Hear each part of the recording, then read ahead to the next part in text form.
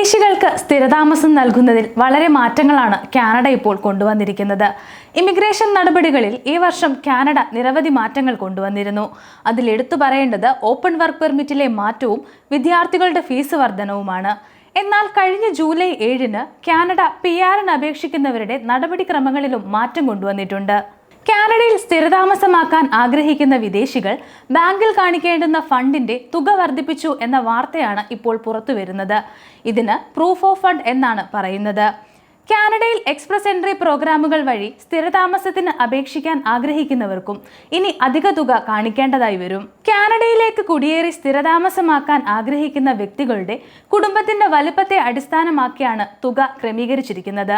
ഇത് കാനഡയിലേക്ക് കുടിയേറാൻ ആഗ്രഹിക്കുന്ന വിദേശികൾക്ക് രാജ്യത്ത് ബുദ്ധിമുട്ടില്ലാതെ താമസിക്കാൻ സാധിക്കുമെന്ന് തെളിയിക്കാൻ വേണ്ടിയാണ്. അപേക്ഷകന്റെ കയ്യിൽ കൂടുതൽ പണമുണ്ടെങ്കിൽ അവർക്കത് അപേക്ഷ സമർപ്പിക്കുന്ന സമയത്തോ അല്ലെങ്കിൽ പ്രൊഫൈലിലോ കാണിക്കാൻ സാധിക്കും. 2025 ജൂലൈ 7-നാണ് ഇത് സംബന്ധിച്ച നിർദ്ദേശം immigration, refugees and citizenship Canada പുറത്തിറക്കിയത്. ഇനി മുതൽ ഒരു വ്യക്തിക്ക് കാനഡയിൽ സ്ഥിരതാമസമാക്കണമെങ്കിൽ 9.5 ലക്ഷം ഇന്ത്യൻ രൂപ കാണിക്കേണ്ടതായി വരും. കാനഡ PR-നുള്ള ഏറ്റവും കുറഞ്ഞ ഫണ്ടിന്റെ തുക $500 കനേഡിയൻ എന്ന നിലയിൽ വർദ്ധിപ്പിച്ചു. നിലവിലുണ്ടായിരുന്ന 14,690 കനേഡിയൻ ഡോളറിൽ നിന്നും ഇത് 15,263 കനേഡിയൻ ഡോളറായി ഉയർന്നു. അപേക്ഷകന് യോഗ്യത നിലനിർത്താൻ എക്സ്പ്രസ് എൻട്രി പ്രൊഫൈലിൽ ഫണ്ടുകളുടെ തെളിവ് അപ്ഡേറ്റ് ചെയ്യേണ്ടതുണ്ട്. 2025 ജൂലൈ 28-ന് മുൻപ് ഇത് അപ്ഡേറ്റ് ചെയ്യണം. അപേക്ഷകന്റെ ബാങ്ക് അക്കൗണ്ടിൽ ഇതിനുള്ള പണമുണ്ട് എന്ന് തെളിയിക്കണം. അതിനായി ബാങ്കിന്റെ ലെറ്റർ ഹെഡിൽ ബാങ്ക് അധികാരികൾ തന്നെ തരുന്ന ഒഫീഷ്യൽ ലെറ്റർ ഉണ്ടായിരിക്കണം. നിങ്ങളുടെ ജീവിത പങ്കാളി നിങ്ങളോടൊപ്പം കാനഡയിലേക്ക് വരുന്നുണ്ടെങ്കിൽ നിങ്ങൾക്കൊരു ജോയിന്റ് അക്കൗണ്ടിൽ പണം നിക്ഷേപിക്കാം. Federal skilled worker programme, federal skilled trade programme എന്നിവയ്ക്ക് കീഴിലുള്ള സ്ഥാനാർത്ഥികൾക്ക് പുതിയ നിയമം നിർബന്ധമാക്കിയിട്ടുണ്ട്.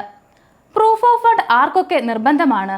നമുക്ക് നോക്കാം. കാനഡയിൽ എത്തിയ ശേഷം നിങ്ങളെയും കുടുംബത്തെയും പിന്തുണയ്ക്കാൻ കഴിയുമെന്ന് തെളിയിക്കാൻ നിങ്ങൾ കാണിക്കേണ്ട പണമാണ് proof of fund. Federal skilled worker programme, federal skilled trade program എന്നീ വിഭാഗത്തിലുള്ള എക്സ്പ്രസ് എൻട്രി ഉദ്യോഗാർത്ഥികൾക്ക് ഇത് നിർബന്ധമാണ്. എന്നാൽ നിങ്ങൾ കനേഡിയൻ എക്സ്പീരിയൻസ് ക്ലാസ് പ്രകാരം അപേക്ഷിക്കുകയാണെങ്കിലോ ഒരു കനേഡിയൻ തൊഴിലുടമയിൽ നിന്ന് സാധുവായ ജോലി ഓഫർ ഉണ്ടെങ്കിലോ ഇത് ആവശ്യമില്ല. കാനഡയിൽ സ്ഥിരതാമസം ലഭിക്കാൻ എന്ത് ചെയ്യണം?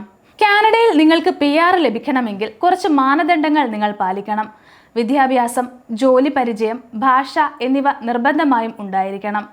കൂടാതെ നിങ്ങൾ ഏതെങ്കിലും എക്സ്പ്രസ് എൻട്രി പ്രോഗ്രാമിൻ്റെ ഭാഗമാകണം. Federal skilled worker programme, Canadian experience class, federal skilled trade programme, provincial nominee programme എന്നിവയിൽ ഏതുവഴി നിങ്ങൾക്ക് അപേക്ഷിക്കാമെന്ന് ആദ്യം നോക്കുക.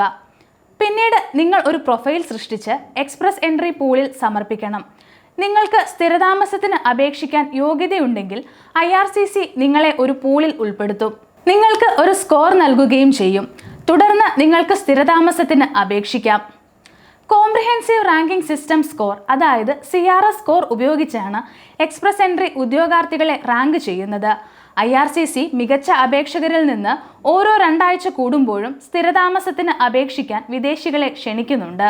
കാനഡയിൽ സ്ഥിരതാമസമാക്കാൻ ആവശ്യമായ പണം നിങ്ങളുടെ പക്കലുണ്ടെന്ന് കനേഡിയൻ അധികാരികൾക്ക് കാണിച്ചു കൊടുക്കുന്ന രീതിയാണ് പ്രൂഫ് ഓഫ് ഫണ്ട്. IRCC നിങ്ങളെ PR-ന് അപേക്ഷിക്കാൻ ക്ഷണിച്ചാൽ നിങ്ങളുടെ പക്കൽ പണമുണ്ടെന്ന് രേഖാമൂലമുള്ള തെളിവ് നൽകുകയും വേണം. ഫെഡറൽ സ്കിൽഡ് വർക്കർ പ്രോഗ്രാമിൻ്റെയും ഫെഡറൽ സ്കിൽഡ് ട്രേഡ് പ്രോഗ്രാമിൻ്റെയും ഏറ്റവും കുറഞ്ഞ ആവശ്യകതകൾ നിറവേറ്റുന്നതിന് നിങ്ങളുടെ ഫണ്ടുകളുടെ തെളിവ് സമർപ്പിച്ചേ മതിയാകൂ. സമയം മലയാളം വാർത്തകൾ ഇനി ടൈംസ് ഓഫ് ഇന്ത്യ സൂപ്പർ ആപ്പിലും. ഇതിനായി പ്ലേ സ്റ്റോറിൽ നിന്നോ ആപ്പ് സ്റ്റോറിൽ നിന്നോ times of India app install ചെയ്യൂ. മലയാളം ഭാഷ തിരഞ്ഞെടുക്കൂ. വാർത്തകൾ ആസ്വദിക്കാം. എല്ലാം ഇനി സമയത്തിൽ.